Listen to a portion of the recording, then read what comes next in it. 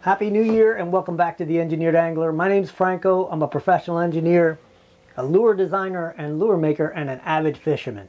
And I make these videos to try to add a little bit of physics and engineering to the art of lure making. And that was the last lure we built in 2024. So we're starting off this year with another lure build on a day that actually is warmed up. And that just means we've got rain coming. But today's lure build is going to be a vibe bait. And a vibe bait is essentially just a modified lipless crankbait, typically with the tie and eye slightly farther back than a lipless crankbait would have. It has a little bit of a flat spot, very similar to the flat spot on a lipless crankbait. It's a little more elongated and typically made of soft plastic. And it has a one-piece wire harness with lead weight, and that gives it a little more rigidity than any other soft plastic would have. It's usually fished as a yo-yo, up and down the water column, but it can also be pulled straight along like any other lipless crankbait, and it works almost the same.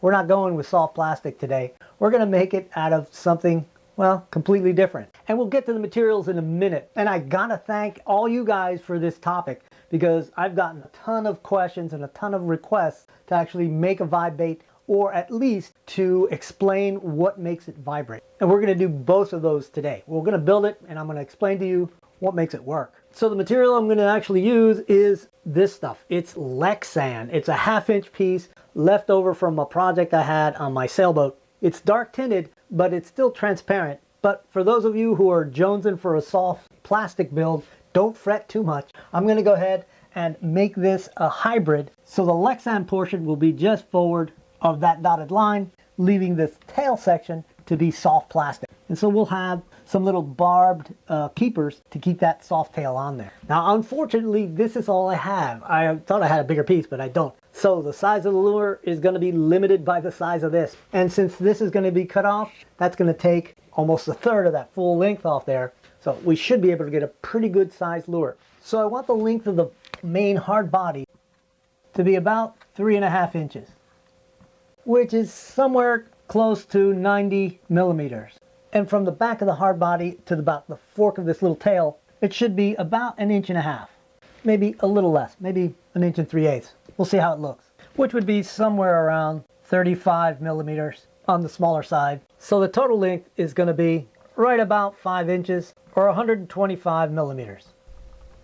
The height of the lure from top to bottom will be right about 1 3/8 inches, which is 35 millimeters. So I'm going to go ahead and draw the lure right on the Lexan, but I don't want to draw it on the cardboard that's on there.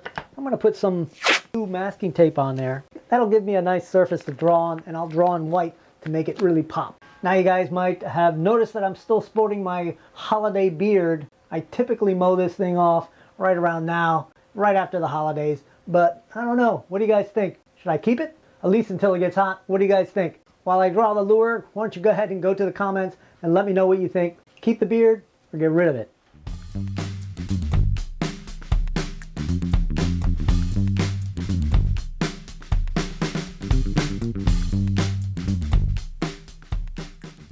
Now the other thing I want to add to the design is a hollow cavity inside the body. And I want that hollow cavity to allow for the tie-on-eye to be screwed in on a pretty steep angle in that direction. And the belly hook doing the same thing in that direction. The tail hook will go on a less steep angle, almost straight up. So we'll have a cavity we'll put in this thing, something like that. It's only slightly towards the head, but pretty close to being centered on the body mass, because I want this lure to sink almost level. It'll be a little bit head down. And I'm going to use BBs as both my counterweights or ballast and rattle balls. And since I can't really have a hole all the way through this thing, I'm going to make some little plates that go over this out of some thin Lexan.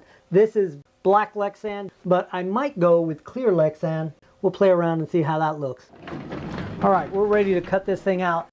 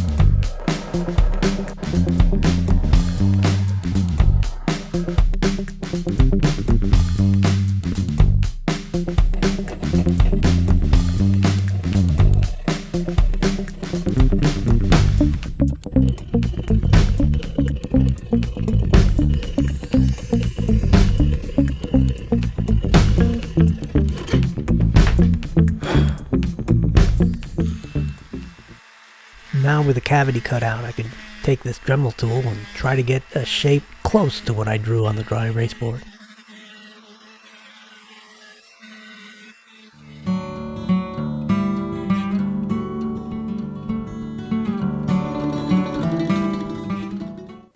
Now I can trace out the shape for the side plates and get those cut out too.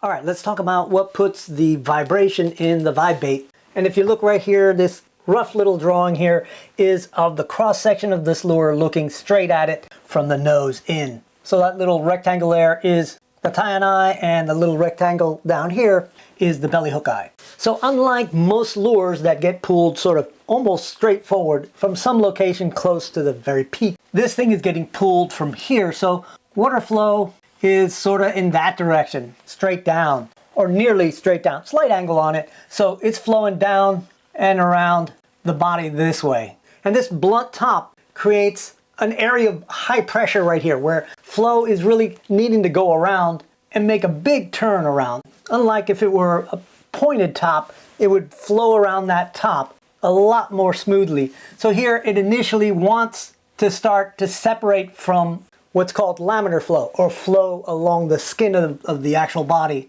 And as the flow goes down the sides and reaches the bottom, what you end up with is a bunch of eddies or vortices that form along the bottom. Now those vortices have a lot of energy, and as you're pulling the lure in that direction, these vortexes are sort of shedding off the back, and as they shed off, they take energy with it. So you end up with sort of an equal and opposite reaction. With that energy loss, the lure is going to want to move in one direction or the other. And because of just general physics, it's going to oscillate back and forth. And that's what creates the wobble as it moves upward in the water column. That body is going to just wiggle up the water column.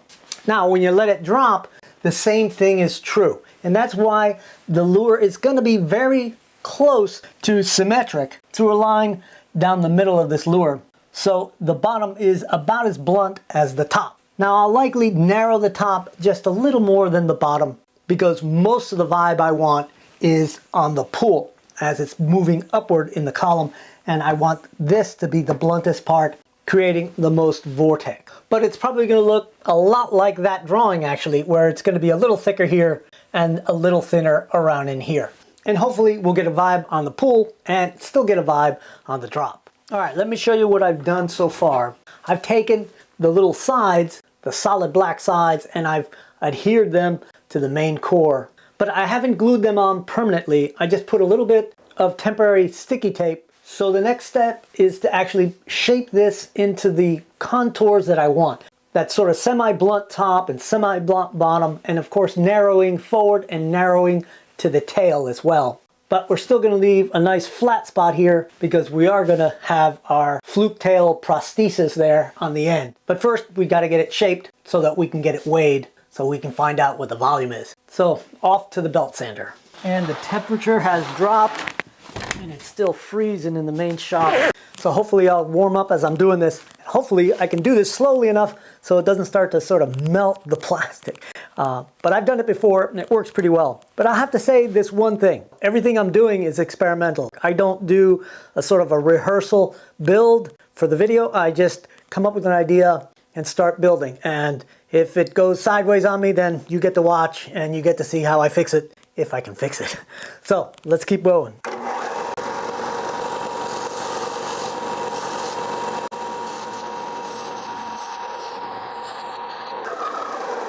So that's how it starts right there. You can see how I'm tapering on both sides. And if some of you are wondering why I haven't drawn any kind of contour lines, any guidelines, well, I don't really need them with these plates on the side. I can use the seam line as a guide of how far I've sanded in and how much more I need to go, and making sure that I'm working symmetrically. And then in the end, all of it will get sanded really fine and polished out as nice and bright as the center portion is. Hopefully that means no paint. We'll see.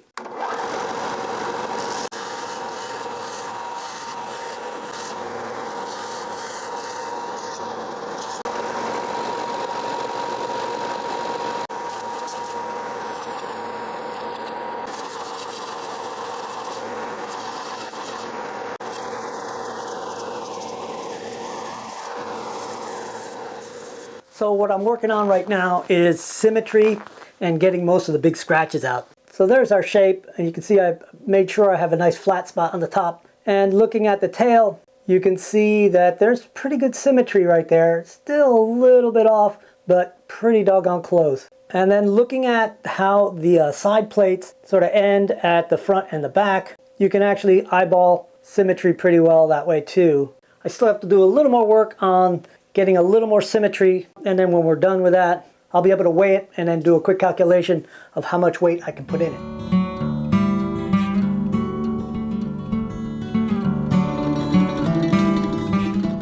So I'm going to try doing the submerging technique to check the volume. I need a way to hold on to this thing as I submerge it, so I'll put in the tail hook eye and then I'll show you how I'm going to submerge it. Alright, I've got a container full of water, well, nearly full of water, and I'm going to tare it, zero it, and submerge this thing in here and see what the difference in weight is from 0. And I'm getting right at 28. Well, my microphone crapped out, but what I'm saying here is that since the weight of the lure is only 24 and the weight of the water displaced by the lure is 28, this lure is going to float. Now to move on to the next step, I need to pull off one of these cheek plates, and I need to do it without damaging the lure or cutting my hand.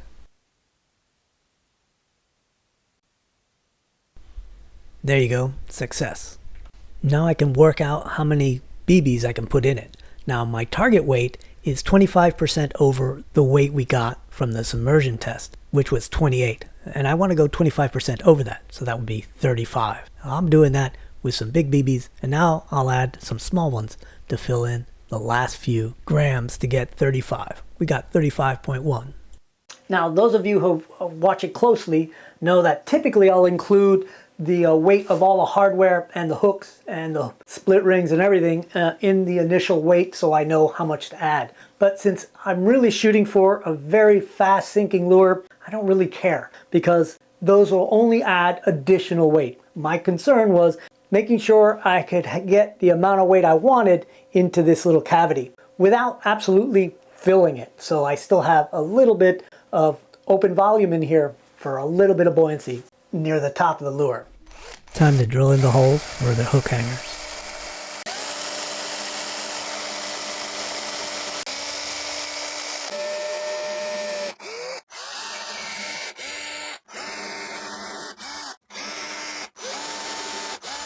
So I'm going to keep drilling these two until they actually meet and combine. This way I can fill them really easily with UV resin, since one will serve as a vent.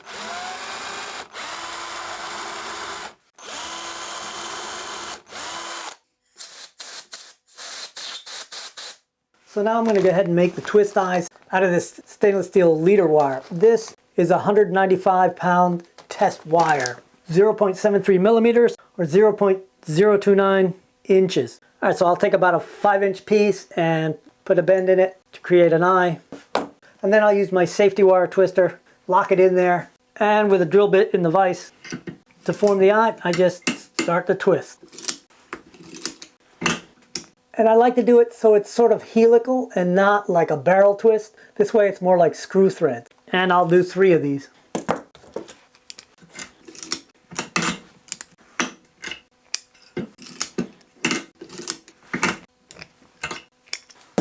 All right, it's just a matter of cutting them to length.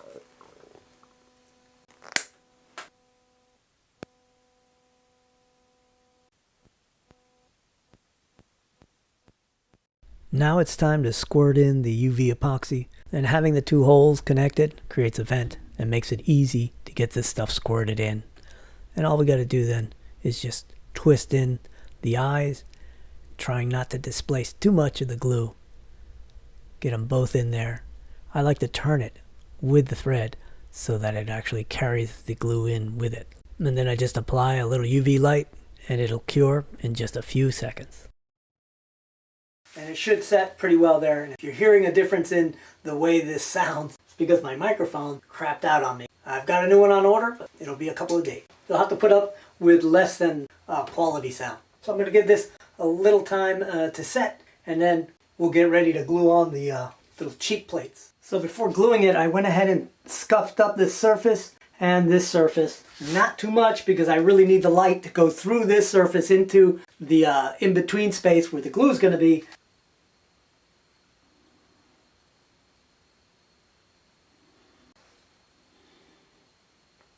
Let's get an initial set on this thing. It's going to leave me a lot of sanding, I think, but that's alright. As long as it's glued on. I can also hit the inside of the cavity with this light as well. I won't be able to do that with the other plate, but might as well take advantage of it on this one. So I glued in the other cheek with the balls in it using the same technique. I'm still trying to get it well set, and I want to make sure that before I flip it over completely, the glue on the inside there is really well set, so we don't glue those balls together. And to give me a little better feeling that this thing's going to get set all the way through, I'm going to put this in my UV chamber, and the UV light should get to everywhere. And I'll leave it in there for like an hour. That should do the trick.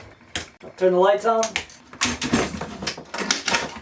and I'll get back to that in about an hour. In the meantime, I'm going to go fishing down to the lake while there's still some nice sunshine. Alright, it's the next day and cold as heck in here. It was like 37 when I got in here this morning, and I turned this thing on earlier and let it run another 30 minutes or so.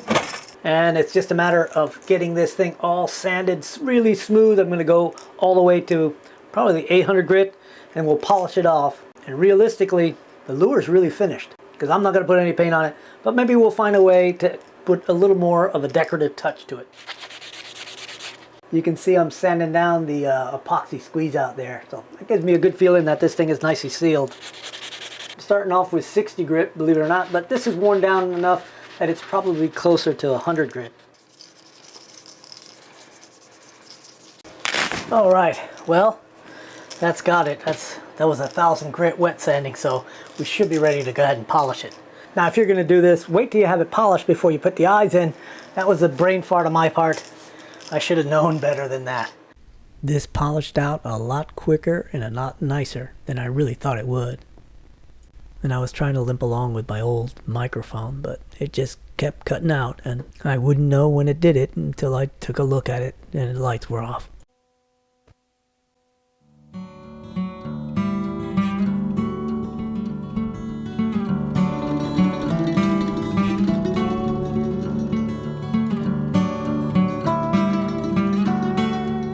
Go ahead and put the two little barbs on the very end here that will hold the tail on, and I'm going to make those out of a couple of these little thin wire gold hooks, and they're soft enough that I can actually straighten them out.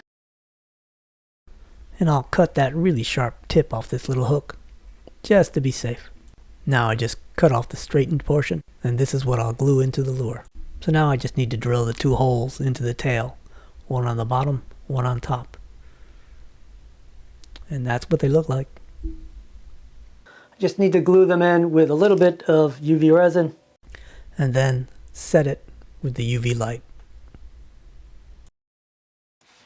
Alright, to put the eyes on, I've gone and scratched a little spot where it's going to go, and I'm going to use a little bit of crazy glue to make sure it stays there.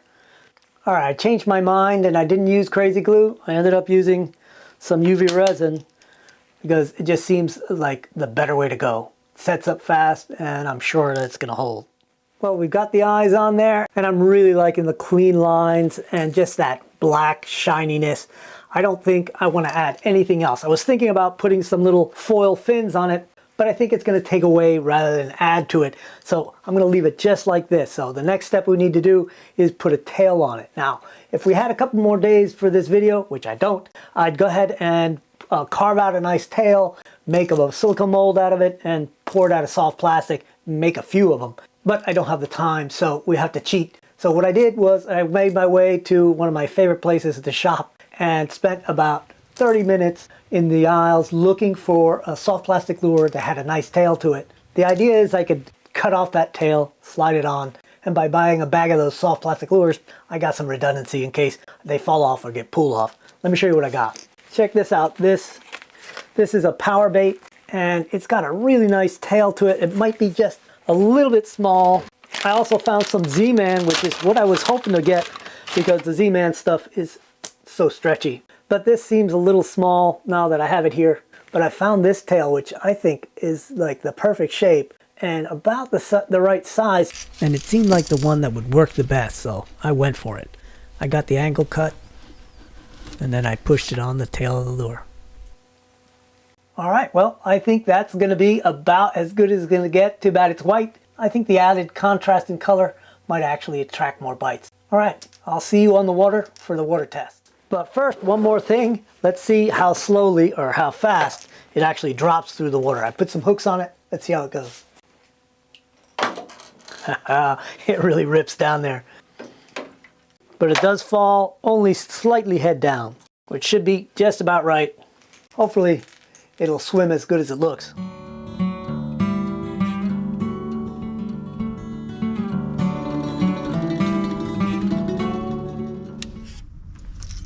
Hey guys, we're out here on the big lake, and I'm looking forward to putting this thing in the water and see what it does. And we've got some deep water and some nice clear water, I hope. And I know most of you guys really love to see the lure action underwater, and I do too. But before I go ahead and put this in the water, I'm going to ask for a little bit of a favor. I started another YouTube channel, and I put the link down in the description right on top. And I would love it if you guys feel like you're getting anything out of my videos on this channel. If you feel that you've learned anything or been inspired, and if you want to give back just a little bit, you can go to that channel and just subscribe. It's a sailing channel. It's mostly me doing DIY repairs and fabrication right there in the lure shop, in fact. And I'm not trying to build a big channel there or anything, but it has just a few subscribers. And if I don't have at least 1,000 subscribers, the algorithm just absolutely buries it, and you can't even find it if you actually look for it by name. So I'm asking for a little bit of help to get this thing up to about 1,000 subscribers. And when we hit 1,000 subscribers, I'm going to do a giveaway. So if you go onto the channel, subscribe, leave a like on one of the videos, and leave a comment saying "here for EA," and that'll get you enrolled in that raffle. So I'm going to give airbrush stuff away at 250 subscribers, at 500 subscribers, and at 1,000 subscribers I'm going to give away an entire kit with a compressor and everything.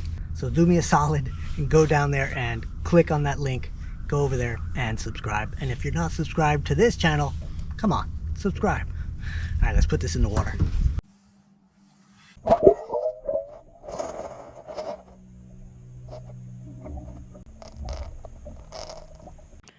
Looking pretty good.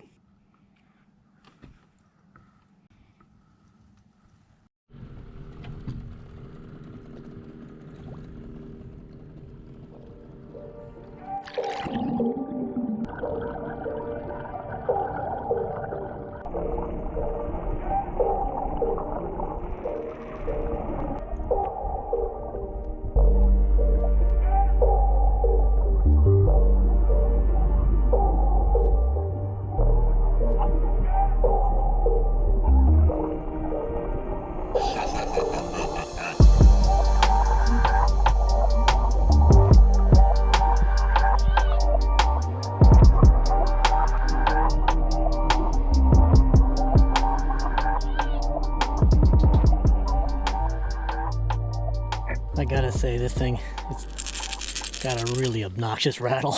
You can really hear it under there. All right, I'm gonna go ahead and just cast this out and let it drop, and then just troll around this lake for a while. All right, thank you for watching, everybody. Don't forget to leave me a like, and if you're jonesing for another cool lure build, click on this link right here. I'll see you guys on the next one.